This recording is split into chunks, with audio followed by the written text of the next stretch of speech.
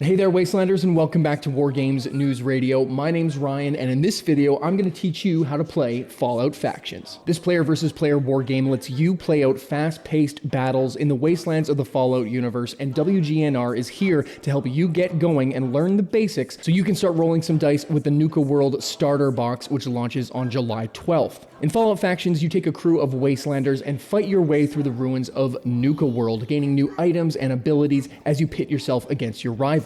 At the game's launch, there's only 3 Raider factions available in the game, but Modifius Entertainment has released what are called Get You By lists with temporary rules for other more iconic factions like the Brotherhood of Steel and Wasteland Survivors. We'll go over the different factions in more detail in later videos, but for now, all you need to know is that your crew is going to need a couple of champions, which are tougher, usually smarter models that are good at commanding others, and some grunts who represent your new recruits or more expendable units. For this how to play, I'm going to be using the Quickstart Rules, which you can find for free online with a link down in the description if you want to follow along at home. The box comes with the core rules, a game mat that can double as a Nuka-Cola Girl poster, which is pretty darn cool, 2 sheets to keep track of your Nuka World gangs as you play games, 1 sheet of double-sided cardboard tokens for you to play the game, 3 sheets of Nuka World themed pop-out cardboard terrain, which is an absolutely amazing touch that you can use to build your battlefield, and of course 2 full sets of miniatures, the operators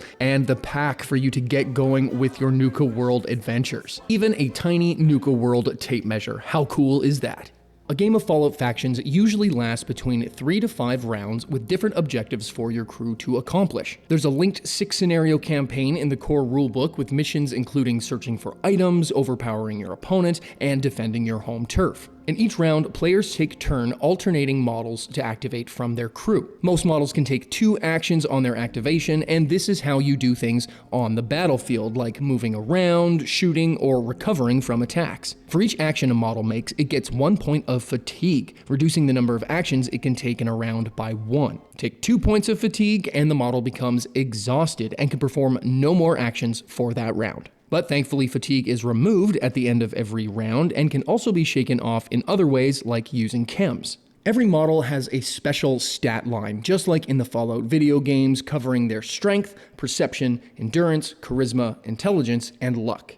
Some actions allow your models to give out orders to other members of their crew inside what's called their control area. This is a radius in inches equal to your activated model's charisma score. So for example, if my Pack Alpha here takes the Get Moving action, it can give movement orders to all friendly units within its control area of 6 inches. But a key point to remember here is that every model that gets orders also gains fatigue, just like the model that ordered it. The basic move for all units, unless otherwise specified, is 8 inches, but for an extra fatigue, you can boost your move up to 12 inches, giving you more movement, but at the cost of a second action. And of course, once you're up close and personal with the enemy, it's time to attack.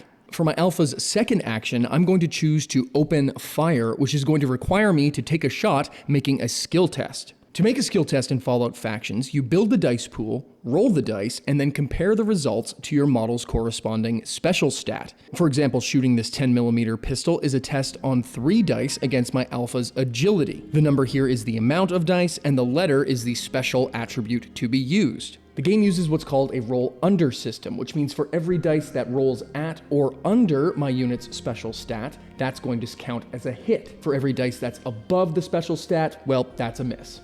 I start my dice pool with 3 because that's the weapon's base damage characteristic. We then check to see if the target is obscured. My Alpha can see all of the target model, meaning that they're in the open, so I get to add an extra dice to my pool.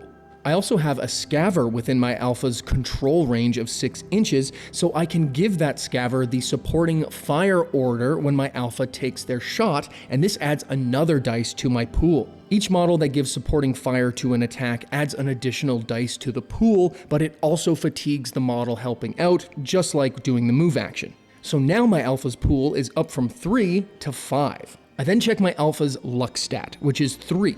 These are my luck dice. These special dice can trigger your weapon's critical effects or let you add more dice to a roll and are generally better than standard dice. Before we make the roll, we swap out our luck dice with an equal number of standard dice from the pool we've just made, and now we're ready to roll. The alpha has an agility of 5, so for every 5 or under, that will equal 1 hit. We roll the dice and get 2 successful hits on our luck dice and another single hit on our standard dice for a total of 3 hits. This is where luck dice become important because for each hit on our luck dice, we get to roll another standard extra dice into our pool, in this case rolling 1 more hit and 1 miss, bringing our new total to 4. Melee attacks, called the brawl action, work in a very similar way as range attacks, letting you gain more dice if you charge or have other enemy models within range, but any model making a brawl action needs to be within 1 inch of the hostile model. To see if we did damage, compare the number of hits to the target's endurance rating. If your hits at least double the target's endurance, they are incapacitated and taken out of the game.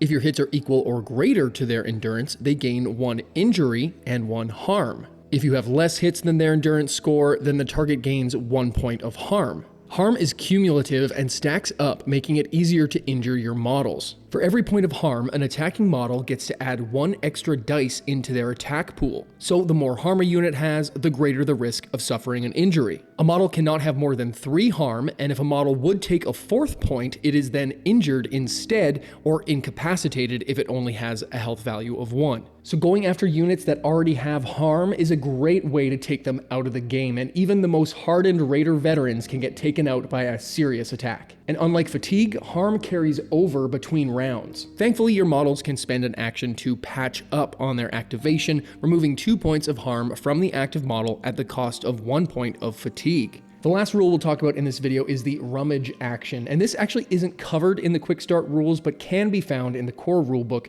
on page 26. We'll go over it super quick because it's a pretty easy rule to grasp, and for me, looting is a key part of the Fallout experience. When a unit gets within 1 inch of one of these searchable markers, they can spend 1 action to roll 2 dice, and the player can either choose to get a free item worth the combined value of that roll, or gain parts and caps, which are a very valuable resource that players can use in between games to modify their crew's weapons or improve stats. And just like moving or making an attack, a model gains fatigue when they perform a rummage action. With all of these actions at their disposal, players will go back and forth activating their models until all of them are exhausted. A player can also decide to pass for the round, choosing not to activate any more of their models and letting their opponent have free reign. The player that finishes first, either by exhausting all their models or passing, gets the initiative and will have the first action in the next round, making passing a very viable tactic to try to get the jump on your opponent. There you have it, Wastelanders, a quick crash course on how to play Fallout Factions. Now, of course, there are more detailed rules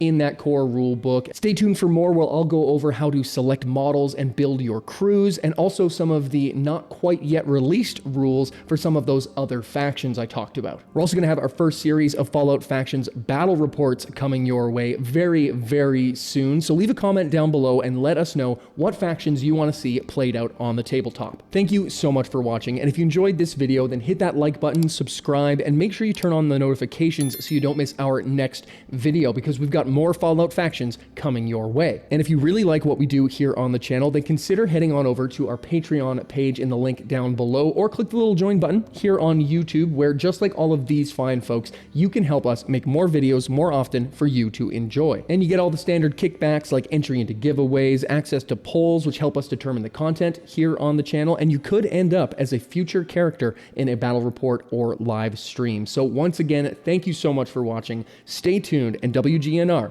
will be back.